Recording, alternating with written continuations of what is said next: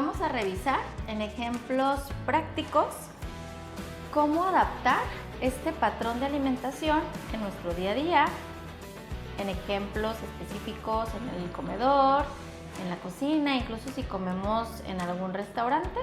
Estos esquemas normalmente se pueden seguir.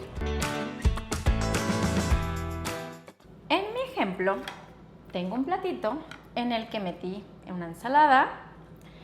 Una cuarta parte del plato es la proteína, un bistec de res, y la otra cuarta parte, el carbohidrato o el cereal. Es un arroz blanco que procuraríamos en su mayoría meter versiones integrales.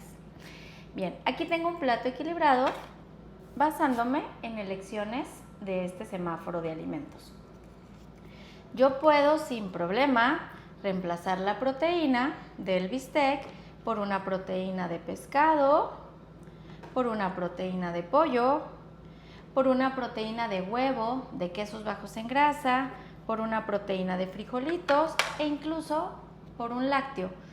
Evidentemente, también cuando yo vaya a meter un lácteo, quizá la dinámica del platillo cambia y entonces ahí te pido que vayas a ver ejemplos de platillos en tu menú que tengan lácteo, porque obviamente que sí cambia un poquito la estructura. Pero en general, si mi proteína es un alimento de origen animal, como res, pollo, pescado, marisco, huevo, quesos, o una proteína de origen vegetal, como frijoles, lentejas, garbanzos, este esquema me ayuda. Digamos que quiero reemplazar el arroz o el cereal, lo puedo reemplazar sin problema por pasta, por tortillas, por algunas galletas o incluso bolillo, nada más recordando que las versiones integrales deberían de ocupar la mayoría de los días. Y mi ensalada la puedo reemplazar por verdurita al vapor o simplemente alguna verdura rebanada, picadita en rebanadas, y de esta manera puedo hacer flexibles mis platillos. Normalmente buscamos esto para desayuno, comida y cena, y una cantidad apropiada en promedio de grasa es guisar todo con 1 a 3 cucharaditas de aceite.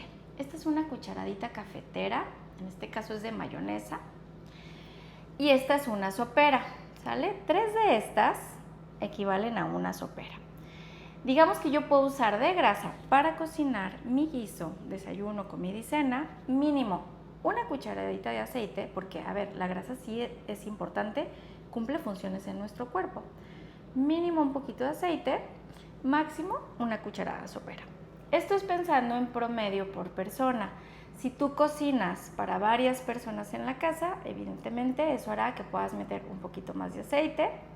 También, esta es una recomendación promedio, pero en tu caso en particular, puede ser que te hayamos señalado alguna dosis o cantidad específica. Lo más importante de esto es que podrás notar que con esta cantidad de aceite no alcanzamos a freír, ¿sale? Es solamente el aceite suficiente para que nuestro guiso no se pegue en el sartén. Si no usamos aceite, porque hay platillos que no lo necesitan, podemos meter otras grasas muy saludables como el aguacate, y algunas veces de la semana algo de mantequilla, de crema o de mayonesa. De hecho, en tu semáforo de alimentos podrás ver con precisión cuáles son las grasas más saludables para todos los días, como aceites vegetales, no para freír, idealmente para vinagretas y el aguacate. Y por acá tenemos otras grasas animales que no las recomendamos para el día a día, pero un consumo moderado en frecuencia y cantidad pueden hacer más versátiles nuestros platillos. Para términos más prácticos, seguramente te hemos dado algo como esto. Es un ejemplo de menú. Y quiero que en esta ocasión lo veas diferente a la típica dieta que pegamos en el refri y que es restrictiva. ¿Por qué este menú es diferente? Porque todos los platillos que encuentras aquí son inspiraciones. Son una base a partir de la cual tú puedes crear tus platillos, pero no es un esquema rígido. Es decir, si por aquí incluimos alguna verdura que no te gusta, digamos que pusimos nopal. ¿No te gusta o no tienes al alcance? Sin problema lo reemplazas por otro de la familia, por otra verdura. O si en el menú te pusimos manzana, no quieres manzana, te vas al semáforo de alimentos y escoges cualquier otra fruta. Si pusimos pescado y no apetece pescado o no alcanzaste a prepararlo, pero a la mano tienes marisco, camarón, un bistecito de res, lo puedes reemplazar. ¿Por qué? Porque son del mismo grupo. De ahí que a mí a estos ejemplos me gusta decirle inspiraciones. Son tu base para que empieces a construir tu alimentación saludable y podamos llevarte de la mano, pero por favor, en ningún momento lo veas como un esquema rígido. Por el mismo motivo, no tenemos aquí los días de la semana. Notarás que no dice lunes, martes, miércoles. La realidad es que cualquier día de la semana puedes usar esta inspiración para el desayuno, esta para la comida, esta para la cena. Incluso algún ejemplo que esté en el desayuno lo puedes usar en la cena o en la comida, porque la mayoría de estos platillos siguen nuestro esquema equilibrado. ¿Qué cambia si es desayuno, comida o cena? Las porciones. Normalmente al inicio del día, entre desayuno y comida, dejamos la mayor cantidad de calorías y la noche puede ser un poquito más ligera. En cuanto a las cantidades, quiero decirte que según lo que hayamos observado en consulta, puede ser que te recomendemos o no te recomendemos medir porciones. Las porciones son una guía visual muy útil, nos pueden ayudar para entrenar el ojo, pero en algunos casos también puede ser un dolor de cabeza.